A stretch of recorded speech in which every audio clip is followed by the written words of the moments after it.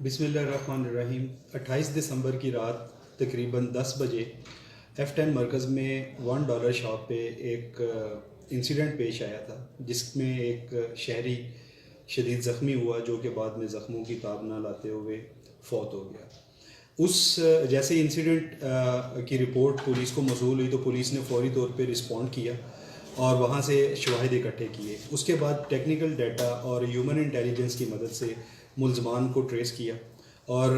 2 ملزمان جو ہیں ان کو فوری طور پہ اریسٹ کیا گیا، اور اس کے بعد ان کی نشاندہی پہ تیسرا ملزم بھی گرفتار ہو گیا۔ یہ ٹوٹل پولیس نے 12 گھنٹے کے اندر اس واردات کا سراغ لگا کے ملزمان کو گرفتار کیا۔ ابتدائی تفتیش کے دوران ملزمان نے یہ اعتراف کیا کہ ان میں سے ایک ملزم، جس کا نام چاند ہے،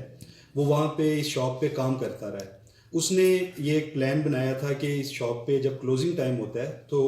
کافی مقدار میں وہاں پہ رقم موجود ہوتی ہے، تو ان کا پلان تھا کہ جیسے کلوزنگ ٹائم قریب ہوگا تو وہاں سے ہم جا کے اس دکان کو لوٹ لیں گے۔ لیکن وہاں پہ انفارچونیٹلی ایک شہری جو موجود تھا،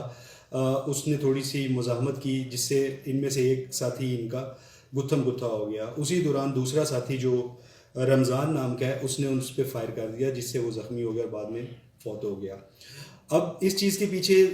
اہم چیز یہ ہے کہ جب بھی ہم لوگ امپلائیز کو ہائر کرتے ہیں تو ہم ان کی کبھی بھی رجسٹریشن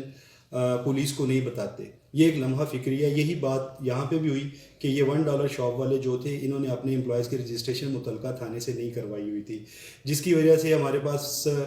سارے کا سارا ریکارڈ بھی ان کا اویلیبل نہیں تھا، اور دوسری چیز یہ ہے کہ جو ایک ڈیٹرنس ہوتی ہے امپلائیز پہ کہ ان کا ریکارڈ تھانے میں موجود ہے، وہ بھی نہیں تھا۔ اسی لیے انہی کے شاپ کے ایک امپلائی نے یہ سارا پلان کیا، لیکن انفارچونیٹلی وہاں پہ ایک بندہ بھی فوت ہو گیا اور یہ واردات کرنے میں کامیاب نہ ہو سکے۔